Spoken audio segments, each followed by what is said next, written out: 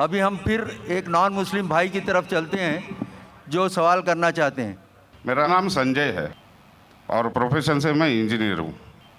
मेरा सवाल एक है, ये अपना हिंदुस्तान में जो है पहले हिंदुज़म आया, बाद में बुद्धिज़्म आया, बाद में जैनिज़्म आया और लास्ट में जाके सिखिज़्म आया। ये सब में कभी भी ऐसा झगड़ा लफड़ा बिपड़ा कुछ भी नहीं हुआ। इधर से जितना भी आया, जैसे जूइश है, बाद में क्रिश्चियंस है, बाद में इस्लाम है, ये तीनों में 1400 साल होने के बाद भी अभी तक क्यों लड़ाई झगड़े हैं? पहला सवाल ये है। दूसरा सवाल, आप जो टेररिस्ट का जो भी कुछ डेफिनेशन दिए वो तो ठीक है, जान दे दो, मगर टेररिस्ट लोग इस्लाम को बदनाम करते। कुछ भी हो, आप उसके अगेंस्ट ये जो काम कर रहे हैं ये बहुत अच्छा है। दूसरी बात, ये अभी जो इराक में वो अच्छा काम नहीं किए, कोई भी हो, मुसलमान हो, हिंदू हो, रिलीजियस प्लेसेस को ऐसा नहीं करना चाहिए। जरा बराबर से सवाल। भाई साहब ने 2 सवाल पूछा है। पहला सवाल पूछा है कि हिंदुस्तान में पहले हिंदू धर्म आया, हिंदुज़म आया, फिर बुद्धिज़्म आया, फिर जैनिज़्म आया, फिर सिखिज़्म आया। लफड़ा झगड़ा नहीं हुआ, लेकिन ये जुडाइज़म, क्रिश्चियनिटी, इस्लाम में हमेशा झगड़ा है। क्यों? आप शायद अपने मज़हब के बारे में नहीं जानते। आपने महाभारत पढ़ी? महाभारत पढ़ी आपने? पूरी महाभारत में झगड़ा ही झगड़ा है।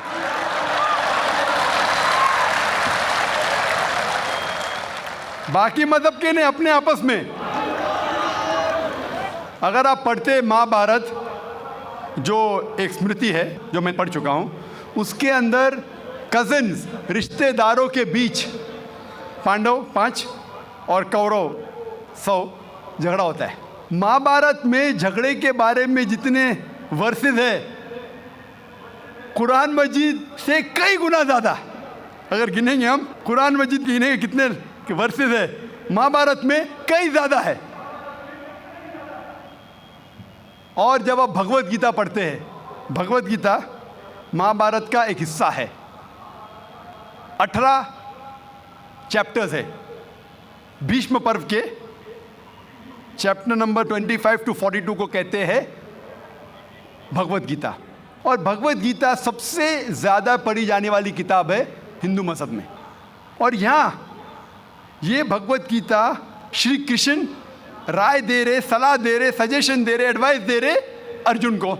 जब आप पढ़ते Bhagavad Gita chapter number 1 verse number 45-46, Arjun जंग के मैदान में अपने हथियार को ज़मीन पे रखता है और कहता है श्री कृष्ण से, मैं जंग के मैदान में निहत्था मरना पसंद करूँगा बनिस्बत अपने रिश्तेदारों से लड़ूँ। ये कहता है, आपने पढ़ी होंगी। उसके फ़ौरन बाद चैप्टर नंबर 2 वर्स नंबर 2 और 3 में श्री कृष्ण कहते हैं अर्जुन से, अर्जुन तुम इतने बुज़दिल कब से बन गए? तुम नपुंसक कब से बन गए? How have these impurities come in your heart? How have you become impotent? वो कहते हैं कि क्षत्रिय का धर्म है लड़ना। फिर वर्स नंबर 31, 32, 33 में कहते हैं, वो क्षत्रिय खुशनसीब है जिसे लड़ने का मौका मिलता है। अगर आप लड़ेंगे तो आप स्वर्ग में जाएंगे, लड़ेंगे नहीं तो स्वर्ग में नहीं जाएंगे। कौन कहता है? श्री कृष्ण एडवाइस देते हैं अर्जुन को। अगर मैं कहूँगा कि आपके श्री कृष्ण कहते हैं कि रिश्तेदारों का कत्ल करो, ये शैतानी हरकत है। अगर मैं कहूँगा कि आपके हिंदू मज़हब की किताब में सिखाया जाता है कि रिश्तेदारों का कत्ल करो, ये शैतानी हरकत है। वो हिंदू मुझसे कहता है लेकिन ये जंग है हक और बातिल के दरमियान। मैं बोला कुरान मजीद में भी वही लिखा है, हक और बातिल के दरमियान। मैं जानता हूँ हिंदू मज़हब में ये नहीं लिखा है कि रिश्तेदार कत्ल करो, लेकिन हक के लिए लड़ना भी पड़े, नो प्रॉब्लम। चाहे वो आपके रिश्तेदार हो, चाहे वो आपके वालिदैन हो, नो प्रॉब्लम। तो ये श्री कृष्ण कहते अर्जुन से। और जो क्रिटिक्स ऑफ इस्लाम उछालते मोहम्मद सल्लल्लाहु अलैहि वसल्लम की हदीस को, सही बुखारी की जिल्द नंबर 4 हदीस नंबर 46 किताब जिहाद में अल्लाह के रसूल कहते कि जो भी मुजाहिद जिहाद के लिए जाता है, अगर उसका कत्ल होता है तो वो जन्नत पे जाता है, अगर वो ज़िंदा वापस लौटता है तो उसे इस दुनिया का माल मिलता है। अक्सर क्रिटिक्स इंक्लूडिंग अरुण शूरी इस हदीस को उछालकर कहते कैसा मजहब है, लड़ने को कहता है, मर जाते लड़ाई में तो जन्नत मिलती है, वरना इस दुनिया की दौलत। अगर आप भगवत गीता पढ़ेंगे चैप्टर नंबर 2 वर्स नंबर 37, उसमें श्री कृष्ण कहते हैं अर्जुन से, अर्जुन उठो और लड़ो, अगर आप मर जाएंगे, कत्ल हो जाएगा, आप जाएंगे स्वर्ग में, अगर जिंदा वापस लौटेंगे तो दुनिया की दौलत मिलेंगी। हू बहू जो सही बुखारी में मोहम्मद सल्लल्लाहु अलैहि वसल्लम ने कहा वही कहते श्री कृष्ण अर्जुन से। मुझे लगता है कि अरुण शूरी ने भगवत गीता पढ़ी नहीं, अगर पढ़ी होती तो इस्लाम के खिलाफ नहीं लिखते। तो आपको सही जानने के लिए दोनों किताबों का मुताला करना पड़ेगा। आप कह रहे हिंदुइज्म आया, बुद्धिज्म आया, अशोका क्या किया, लाखों लोगों को मारा, आप बोलते कत्ल हुआ ही नहीं, आप शायद भूल गए, आपने हिंदुस्तान की तारीख पढ़ी ही नहीं। तो हिंदुस्तान की तारीख आप पढ़ेंगे, यहाँ भी कई लाखों लोगों का कत्ल हुआ है, ना ही सिर्फ महाभारत के अंदर लिखा है। आप देखेंगे अशोका फिर वो दुनिया को त्याग करता है और फिर वो संत साधु बन जाता है, लेकिन पहले तो कत्ल किया किसने। तो आप देखेंगे हिस्ट्री में यहाँ भी कत्ल हुआ, जुडाइज़म में भी है, क्रिश्चियनिटी में भी है, इस्लाम में भी है। जहाँ भी आप देखते कुछ जगह जो झगड़ा हुआ, लड़ाई हुई, वो हक और बातिल के दरमियान, सही है। और कई जगह आप देखेंगे मासूम लोगों का कत्ल किया गया। आप जानते हैं in the history of the world in the name of religion, मज़हब के नाम पे जो सबसे ज़्यादा कत्ल किए वो क्रूसेडर्स ने ईसाईयत के नाम पे, लाखों लोगों को कत्ल किया ईसाईयत के नाम पे। अगर आप देखेंगे एक शख्स जिसने सबसे ज़्यादा कत्ल किया दुनिया में कौन है, सबसे ज़्यादा कत्ल किसने किया दुनिया में, हिटलर। हिटलर जूस का कत्ल किया, 6 मिलियन, कितने 60 लाख लोगों का कत्ल किया। मैं ये नहीं कह सकता हूँ कि ईसाईयत गलत है। अगर हिटलर ने 60 लाख यहूदी का कत्ल किया, मैं ये नहीं कह सकता हूँ कि ईसाईयत और बाइबल ये सिखलाती है।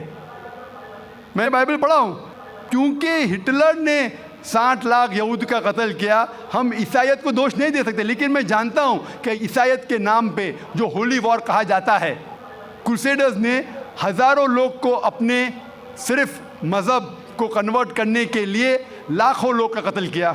तो आप देखेंगे कई तारीख है, हिंदुस्तान में है, हिंदुस्तान के बाहर भी है, हिंदुइज़म में भी है, बुद्धिज़्म में भी है, आप देखेंगे क्रिश्चियनिटी में भी है, इस्लाम में भी है। लेकिन जब टकराव होता है हक और बातिल का, तो हक के लिए बातिल के खिलाफ हमें लड़ना ज़रूरी है। तो ये आपकी गलतफहमी है। आपका दूसरा सवाल, क्या टेररिस्ट लोग ने,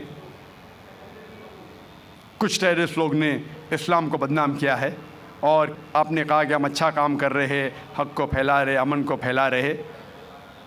आप कहते हैं, कुछ हद तक सही कहते, जैसे मैंने कहा कि जो मीडिया जिसे टेररिस्ट कहती है, वो टेररिस्ट कौन से टेररिस्ट है वो हमें जानना ज़रूरी है।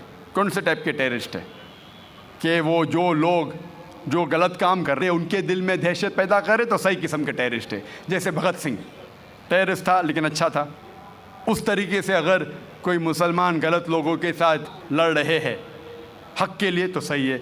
लेकिन मैं ये भी जानता हूँ कि there are black sheep in a community, कुछ मुसलमान सिर्फ नाम के लिए, और अक्सर लोग समझते, ना ही गैर मुस्लिम, मुसलमान भी समझते हैं, वो जिहाद क्या समझते हैं, अगर कोई भी मुस्लिम किसी वजह से लड़ रहा है, चाहे वो ज़ाती फ़ायदे के लिए हो, चाहे वो नाम के लिए हो, चाहे पैसा के लिए हो, चाहे ज़मीन के लिए, उसे कहते हैं जिहाद।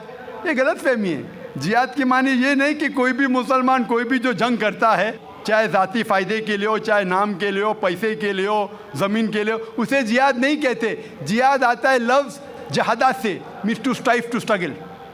जिहाद इस्लामिक टर्मिनोलॉजी में to fight against one's own evil inclination, हमारी खुद की गलत नफ्स से झगड़ना, जिहाद करना, उसे कहते सही जिहाद। माशरे को सुधारना को कहा गया है जिहाद। जंग के मैदान में सेल्फ डिफेंस में लड़ना, उसे कहा गया जिहाद। तो मीडिया इसे गलत फैला रही है। अगर आप जानना चाहते हैं कि सही में टेररिस्ट कौन है जो सही तौर पे मासूम लोग के दिल में दहशत पैदा कर रहा है?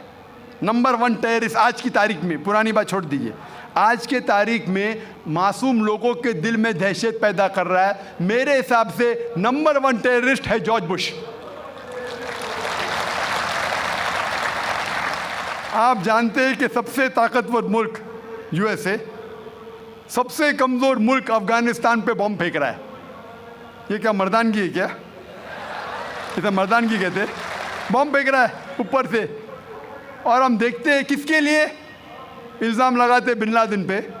मैं बिन लादेन का दोस्त नहीं हूँ, मैं ये नहीं कहता हूँ बिन लादेन अच्छा है क्या बुरा है।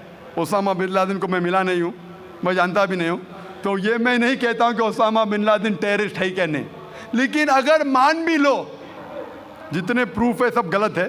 अफगानिस्तान बोलती है यूएसए से आप हमको प्रूफ दो, वो प्रूफ देते मुशर्रफ को, टोनी ब्लेयर को। प्रूफ मांग रहे अफगान लोग, दे रहे मुशर्रफ को, टोनी ब्लेयर को। ये किधर का इंसाफ है?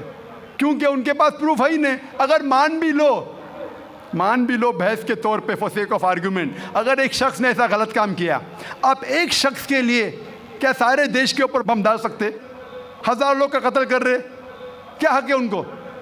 फिर जाते इराक के पास 1000 लोग को मारते। मैं ये नहीं कहता सद्दाम हुसैन अच्छा इंसान है, मैं ये नहीं कहता हूँ, मैं जानता हूँ काफ़ी गलतियाँ की, लेकिन जो इराकी लोग सद्दाम हुसैन के टाइम पे जो उनको तकलीफ़ हो रही थी, अभी उससे कई ज़्यादा हो रही है, कई ज़्यादा। कौन कर रहा है? George Bush.